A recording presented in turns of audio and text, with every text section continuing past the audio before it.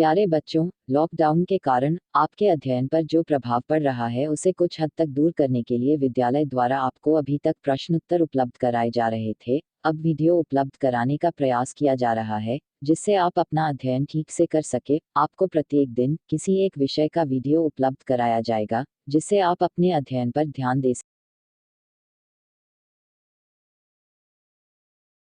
आज हम गद्य खंड के पाठ 1 भाई का अध्ययन करेंगे, जो कि मनोविकारात्मक निबंध है। इसके लेखक हैं आचार्य रामचंद्र शुक्ल।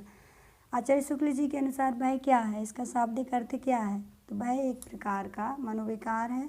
इसका शाब्दिक अर्थ है डर।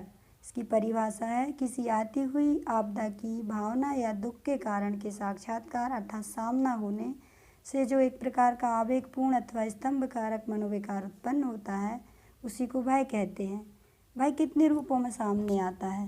भय मुख्यतः 2 रूपों में आता है, साध्य और असाध्य। साध्य वह है जिसे हम प्रयत्न के द्वारा दूर कर सकते हैं। असाध्य वह है जिसे प्रयत्न द्वारा दूर नहीं किया जा सकता। भय के अन्य रूपों में कायरता, लज्जा, मानहानि, अर्थहानि, आशंका और धर्मवीरता को भी शामिल किया है। अब आशंका किसे कहते हैं? तो आशंका भय का ही एक लघु रूप है। आशंका अधिक समय तक रहती है। इसमें तीव्रता या आकुलता नहीं होती। इसमें दुख और आपत्ति का निश्चय नहीं होता। इसका संचार धीमा होता है।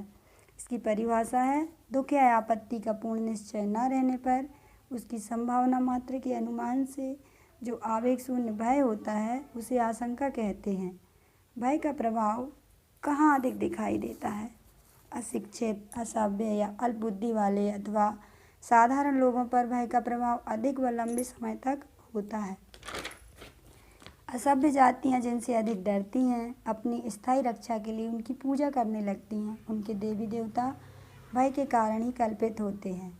अब निर्भयता की प्राप्ति के लिए क्या क्या अपेक्षित है? तो निर्भयता की प्राप्ति के लिए 2 बातें अपेक्षित हैं। पहली, दूसरों को हमसे किसी प्रकार का भय या कष्ट न हो। दूसरी यह है कि दूसरे हमें कष्ट या दुख पहुंचाने का प्रयास ना करें। भय कायरता या भीरुता कब कहलाता है? तो भय स्वभावगत जब हो जाता है, अर्थात जब हमारे स्वभाव में शामिल हो जाता है, तो वह कायरता या भीरुता की संज्ञा प्राप्त कर। सभ्यता के विकास क्रम में भय की स्थितियों की क्या विवेचना की गई है? आंसर है, भय ऐसा मनोविकार है जो किसी आने वाली आपदा की भावना या दुख के कारण का सामना होने पर मन में आवेग या आश्चर्य उत्पन्न करता है। भय हर प्राणी या समाज में एक समान नहीं होता। भय सभ्यता के विकास के साथ साथ कम होता जाता है। जैसे जंगली तथा सभ्य जातियों में भय अधिक होता है। इसी भय के द्वारा वे अपने काम निकालती हैं तथा जिससे वो भयभीत होती हैं, उसी को श्रेष्ठ मानकर उसकी पूजा व सम्मान करती हैं। इसका कारण है इन जातियों का परिचय क्षेत्र छोटा होता है। इनको जानकारियाँ कम होती हैं। जैसे जैसे सभ्यता का विकास होता है, प्राणी सभ्य होता जाता है और समाज विस्तृत होता जाता है। इससे भय की संभावना कम होती जाती है। भय के विकास के साथ ही असभ्य काल जैसा भूतों का डर हमारा छूट गया तथा पशुओं की बाधा भी दूर हो गई, किंतु मनुष्य के लिए मनुष्य का भय बढ़ता जा रहा है। वर्तमान समय में मनुष्य के दुख का कारण मनुष्य ही है। सभ्यता के विकास से दुख या कष्ट पहुंचाने की विधियां गूढ़ व जटिल हो गई हैं। सभ्यता की वर्तमान समय में एक जाति को दूसरी जाति से, एक देश को दूसरे देश से भय के स्थायी कारण प्रतिष्ठित हो गए हैं।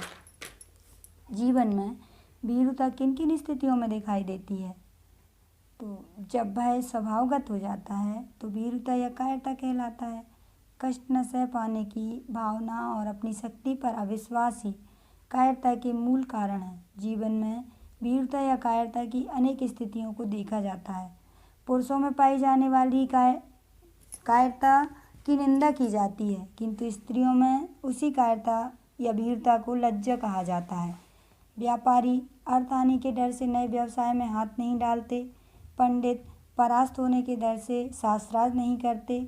बच्चों में अपरिचय की स्थिति में भय उत्पन्न होता है, अर्थात वो जिसे नहीं पहचानते उससे डरते हैं।